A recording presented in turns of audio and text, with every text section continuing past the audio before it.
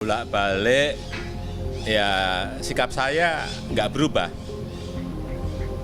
Janganlah membuat kegaduhan baru. Kita saat ini tengah fokus pada penanganan pandemi, dan saya tegaskan, saya tidak ada niat, tidak ada juga berminat menjadi presiden 3 periode. Konstitusi mengamanahkan 2 periode. Itu yang harus kita jaga bersama-sama.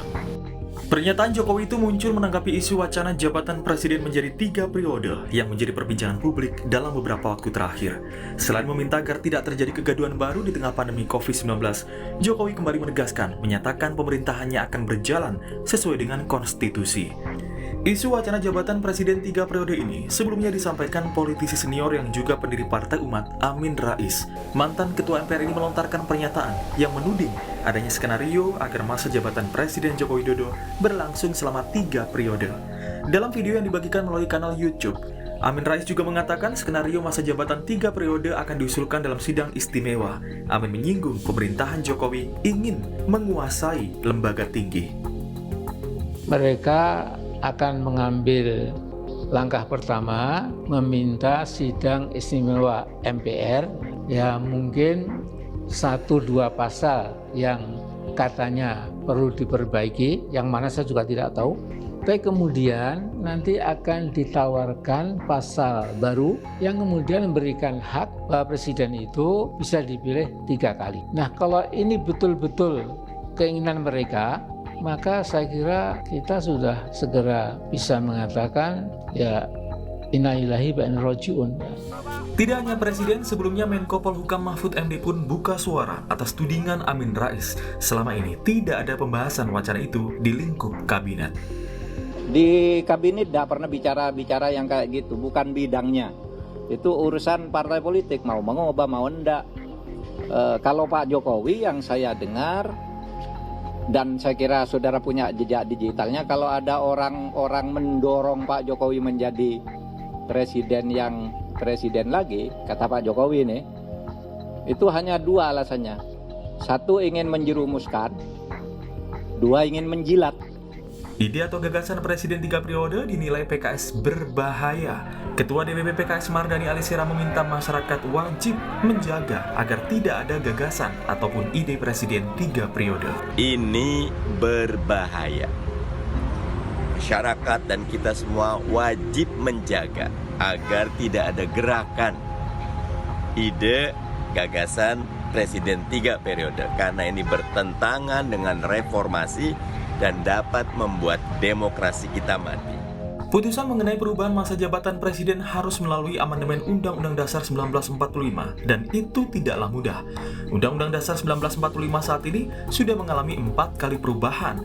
Jika diusulkan kembali di amandemen, maka ada sejumlah pasal yang harus dipenuhi. Pasal 37 ayat 1 Undang-Undang Dasar 1945, usul perubahan pasal-pasal Undang-Undang Dasar dapat diagendakan dalam sidang Majelis Permusyawaratan Rakyat apabila diajukan oleh sekurang-kurangnya 1/3 dari jumlah anggota Majelis Permusyawaratan Rakyat. Pasal 37 ayat 3 Undang-Undang Dasar 1945, setiap usul perubahan pasal-pasal UUD diajukan secara tertulis dan ditunjukkan dengan jelas bagian yang diusulkan untuk diubah beserta alasannya. Setelah pengusul memenuhi quorum, maka dibawa ke sidang MPR untuk disetujui. Selanjutnya, sidang MPR itu harus dihadiri sedikitnya oleh 2/3 anggota MPR atau sebanyak 474 anggota legislator atau senator. Dan pasal 37 ayat 4, putusan yang mengubah pasal Undang-Undang Dasar dilakukan dengan persetujuan sekurang-kurangnya 50% ditambah 1 anggota dari seluruh anggota Majelis Permusyawaratan Rakyat. Yang menjadi pertanyaan, akankah Undang-Undang Dasar 1945 kembali diamandemen? Dan apakah nantinya berubah sikap presiden yang enggan menjabat 3 periode? Tim Liputan, Kompas TV. Ya saudara, dalam Undang-Undang 1945 memang sudah jelas bahwa jabatan presiden ditetapkan 2 kali periode. Namun beberapa waktu terakhir ini muncul lagi wacana jabatan presiden 3 periode. Sementara Presiden Jokowi sendiri sudah menegaskan lagi tidak punya niat, tidak punya minat untuk menjabat 3 periode. Bagaimana menakar kemunculan isu atau wacana jabatan Presiden 3 periode ini? Pagi ini kita akan segera membahasnya. Ada Direktur Eksekutif Indobarometer, Muhammad Kodari, Pengamat Hukum Tata Negara, Ferry Amsari, dan juga tenaga ahli utama KSP, Bang Ali Mohtar Ngabalin yang hadir secara daring untuk Sapa Indonesia Pagi untuk ngobrol, saya mengatakannya, menambah wacana kita dalam berpolitik di Indonesia. Selamat pagi semuanya, salam sehat, Assalamualaikum warahmatullahi wabarakatuh. Assalamualaikum warahmatullahi wabarakatuh. Ya, kita ngobrol ya, Bang Kodari, Mas Kodari, Bang Ferry dan juga Bang Ali, silakan saja ngobrol tanpa nggak apa-apa juga. Nggak usah nunggu pertanyaan saya, kita bawa ngobrol saja untuk pemirsa Sapa Indonesia Pagi hari ini.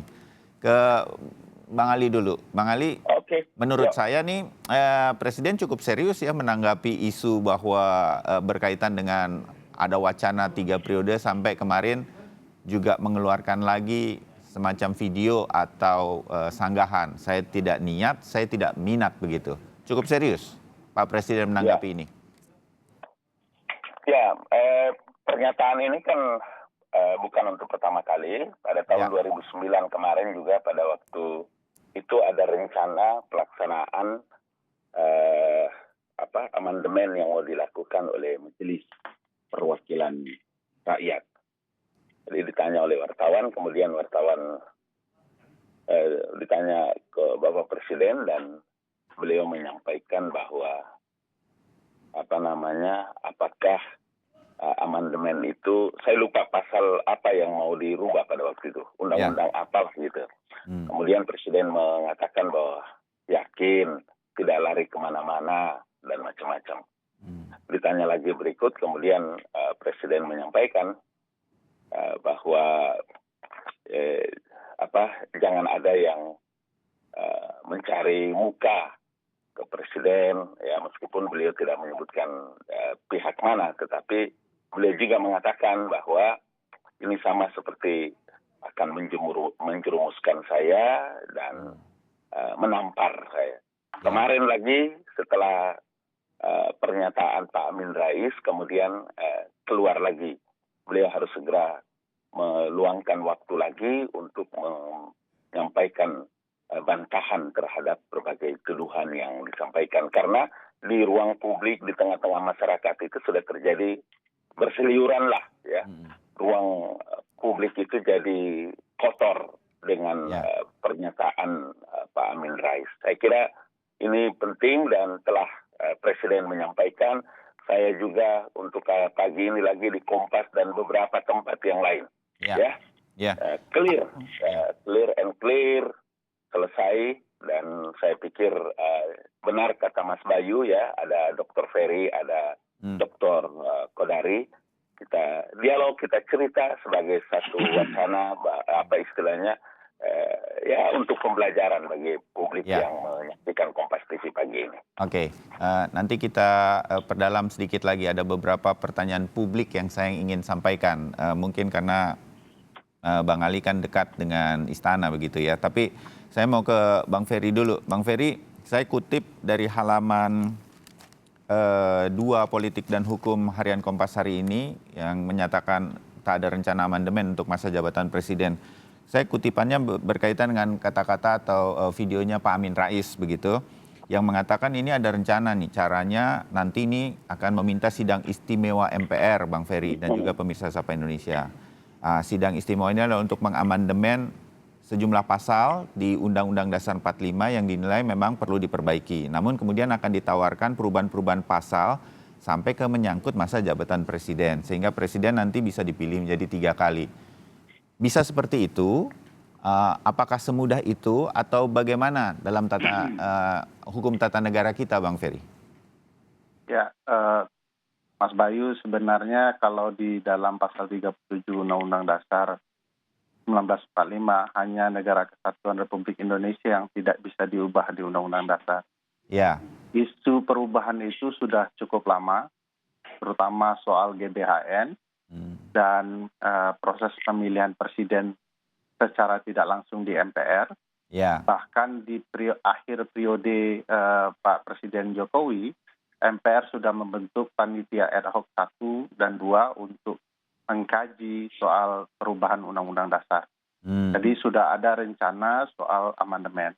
Ya. Nah, bagaimana dengan rencana perubahan pasal 7 Undang-Undang Dasar 1945 yang mengatur soal 2 periode masa jabatan presiden? Ya. Ini yang dikhawatirkan banyak teman-teman politik dan hukum tata negara, bahwa perubahan Undang-Undang Dasar yang membahas GBHN dan pemilihan presiden tidak langsung di MPR akan menyimpang ke pasal 7 soal masa jabatan.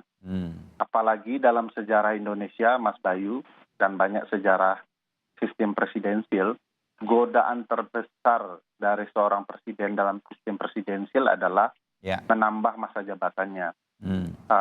Pak Presiden Soekarno pernah diminta MPRS untuk menjadi presiden seumur hidup. Pak Presiden Soeharto memaknai pasal 7 itu sehingga kemudian masa jabatannya bisa berkali-kali. Nah, godaan terbesar itu karena memang sentral kekuasaan di dalam sistem presidensil adalah presiden, berbeda dengan parlemen yang bisa besok pagi juga diganti atau bisa panjang sekali begitu ya. Sepanjang kemudian partai-partai mayoritas pendukung Perdana Menteri bisa berlangsung lama. Nah, presiden tidak begitu, dia fixed term, tetapi godaannya itu karena kekuasaannya sentral di dia, ada adagiumnya bahwa power tends to corrupt, absolute power corrupt absolutely. Apalagi jadi bukan tidak mungkin Bang Ferry, apa yang dikhawatirkan oleh Pak Amin Rais itu bisa saja terjadi kalau memang ada political will, begitu ya? Betul. Nah, makanya political will-nya itu akan lebih di mana? Presiden udah berkali-kali nih, presiden mengatakan saya tidak niat, saya tidak minat begitu. Sebenarnya tergantung Bang Ali Ngabalin juga. Kalau kemudian dibisikin ke presiden secara tegas, misalnya kalimatnya, jangan mematuhi konstitusi, ya. Karena kalau konstitusi diubah 3 periode, ya patuh ke konstitusi yang itu kan. Harusnya sudah clear pernyataan bahwa kalau ada isu-isu amandemen tidak akan melakukan perubahan pasal 7 soal masa jabatan, dan tidak akan ada perubahan untuk 2 periode presiden. Itu karena secara konstitusional, sejarahnya Bapak Bangsa dan pelaku perubahan Undang-Undang Dasar kita di 99 hingga 2002 memang mewanti-wanti soal godaan lebih dari 2 periode itu. Itu sebabnya. Jadi bukan pernyataannya hanya saya saja ketika menjadi presiden, tapi siapapun presiden berikutnya, kalau bisa 2 periode ini kembali ke historisnya waktu itu adalah tidak lagi bisa supaya ada kemudian regenerasi kepemimpinan di Indonesia. Itu yang harus dijaga. Kira-kira begitu ya. Soalnya begini Mas Bayu, kan ada sebuah tulisan dari Ben Bland yang berjudul Man of Contradiction. Lalu Pak Jokowi itu menggunakan bahasa-bahasa yang nanti dibantah sendiri oleh beliau ketika ternyata sudah berbeda dari apa yang dinyatakan. Oke. Saya ke Bang Kodari kalau begitu. Mas Kodari, ini menurut Anda kenapa wacana ini muncul lagi begitu? Pak Amin Rais menurut saya emang dokter politik juga kan, jadi setelah habis dari istana baru dia keluarin videonya begitu. Nah, hal semacam ini analisa Anda? Bisa 2 kemungkinan. Pertama, karena beliau selama ini oposisi kepada Pak Jokowi, lalu tiba-tiba muncul di istana, bahkan sebetulnya itu juga mengejutkan bagi saya, bagi banyak pihak, karena rasanya beliau udah pernah berjanji atau pernah ngomong nggak akan ke istana gitu kira-kira. Betul. Gitu. Tapi itu juga muncul. Tiba-tiba nongol, ya kan? Kontradiksi. Ya walaupun topiknya itu adalah soal advokasi anggota FPI, ya penembakan ya di kilometer 50, tapi kan tetap ya kemudian orang mungkin bisa membaca, konstituennya Pak Amin bisa membaca bahwa itu Pak Amin Rais sudah ke istana. Kira-kira artinya ya mirip-mirip Bang Ali lah gitu. Bang Ali tiap hari ke sana, Pak Amin ya sekali-sekali kira-kira begitu. Dan untuk merespon itu kemudian ya beliau mengatakan mengeluarkan serangan politik lah bahwa wah ini mau 3 periode begitu, supaya konstituennya tetap membaca Pak Amin ya tetap teguh, tidak bergeser begitu. Tetapi di sisi yang lain ya, kalau tadi disebut man of contradiction, menurut saya juga memang yang namanya politisi itu banyak yang man of contradiction. Sebetulnya istilah man of contradiction itu nggak bisa dipakai cuma buat Pak Jokowi, bisa pakai buat Pak Ali, bisa juga dipakai untuk Pak Amin Rais. Ya. Gitu. Okay. Dan Seimbang orang ya yang jadi ya. man of contradiction banget itu ya Pak Amin Rais begitu. Beliau yang ngotot bahwa Bu Mega tidak tepat jadi presiden tahun 99 walaupun perolehan PDIP paling besar. Kemudian lalu maju membentuk gerakan almarhum Gus politik, Dur. mendukung Gus Dur, tapi kemudian beliau amandemen sendiri itu, keputusan politik itu, kira-kira setahun kemudian beliau ikut dan terdepan dalam gerakan menjatuhkan Gus Dur begitu. Ya. Jadi ya beliau juga mengamandemen, ada ijtihad politik mendirikan Partai Amanat Nasional, tapi kemudian 20 tahun berikutnya beliau mengamandemen partainya dengan mendirikan Partai Umat begitu. Jadi buat saya sih ya namanya politisi, kemudian para akademisi gitu, kemudian ya kita semua sebagai manusia itu ya kita terus melakukan evaluasi lah ya, makanya ada istilahnya yang namanya ijtihad politik begitu. Dan menurut saya yang namanya amandemen itu kan namanya undang-undang dasar itu kan dia bukan kitab suci begitu. Dia bisa diubah, berubah, menyesuaikan terhadap situasi dan kondisi ya dan mengantisipasi permasalahan yang ada begitu. Kalau ada undang-undang dasar ya, ada undang-undang dasar atau undang-undang yang tidak mengantisipasi perubahan, kebijakan publik yang tidak mengantisipasi perubahan, menurut saya justru itu salah gitu loh. Ya ingat loh, ini bukan kitab suci ya. Kita nggak bisa berbicara menghadapi undang-undang dasar seperti kita menghadap Quran. Mohon maaf. Mau itu ahli politik, mau itu ahli hukum, ya. Itu bukan kata suci. Jadi kita melihat juga negara lain sudah melakukan perubahan undang-undang atau amandemen itu seperti Amerika Serikat itu dalam usianya 245 tahun, saya hitung kalau nggak salah 27 kali. Artinya setiap 9 tahun sekali kalau dirata-ratakan itu ada perubahan undang-undang dasar. Nah, Indonesia usianya tapi 76 masa tahun, jabatan presiden masa jabatan presiden di Amerika kan Mas Kodari hampir tidak pernah diubah. Dan apa urgensinya ketika untuk sekarang di Indonesia misalnya menjadi 3 periode. Nah, ini yang harus diukur kan? Baik. Jadi begini, saya pada kesempatan ini memproklamasikan diri sebagai eksponen gagasan Jokowi Prabowo 2024. Oh ya? Oh. Ya, karena apa? Karena menurut saya pada saat ini yang menjadi tantangan terbesar bagi bangsa kita ya adalah tantangan atau ancaman polarisasi ya. Dan sebetulnya ini bukan cuma masalah di Indonesia, ini masalah juga di negara-negara lain ya, termasuk kita melihat di negara yang sudah begitu lama usianya dengan masyarakat yang pendidikannya begitu tinggi, sekarang karena polarisasi, lalu kemudian pemilihan presiden kemarin, ya kita tahu semua, hampir orang bunuh-bunuhan begitu ya.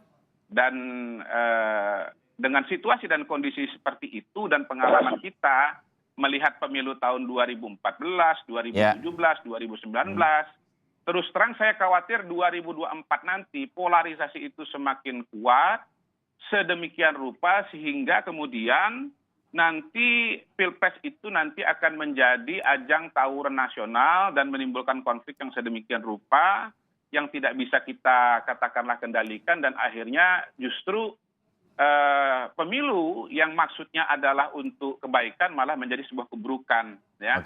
Kalau dalam literatur ilmu politik itu ada buku judulnya From Voting to Violence. Jadi dari pemilu menuju kepada kekerasan. Nah, kalau Jokowi Prabowo ya itu maju dan dukungan politiknya seperti sekarang realitas politik pada hari ini, maka dan menggunakan undang-undang yang ada, maka pada tahun 2024 nanti hitungan saya pasangan calon presiden wakil presiden itu cuma satu, yaitu Jokowi dan Prabowo, karena dua partai yang katakanlah oposisi pada hari ini yaitu Demokrat dan PKS itu tidak sampai 20%. Jadi tidak bisa mengajukan calon. Jadi tahun 2024 nanti pasangan Jokowi Prabowo akan berhadapan dengan kotak kosong ya. Nah, tidak ada jaminan bahwa berhadapan dengan kota kosong itu tidak menimbulkan katakanlah isu atau keramaian begitu. Tetapi ya kota kosong dengan manusia itu pasti berbeda begitu. Jadi menurut saya atau tesis saya, kalau berhadapan dengan kota kosong maka tensi politiknya akan jauh lebih rendah dibandingkan kalau itu adalah pasangan calon seperti 2014, 2017, 2019. Oke. Begitu. Bang Ferry, sedikit saja sebelum saya jeda dulu, saya harus jeda. Ya. Bisa atau tidak apa yang disampaikan oleh, menurut Anda Bang Ferry, yang disampaikan oleh Mas Kodari? Jokowi Prabowo 2024? Kalau satu pasangan Jokowi Prabowo tidak mungkin lah. Oke, tahan dulu. Sebab kita akan bahas setelah jeda. Bang Ali Mohtar ya, terutama akan menanggapi hal ini. Tetap bersama kami usai jeda.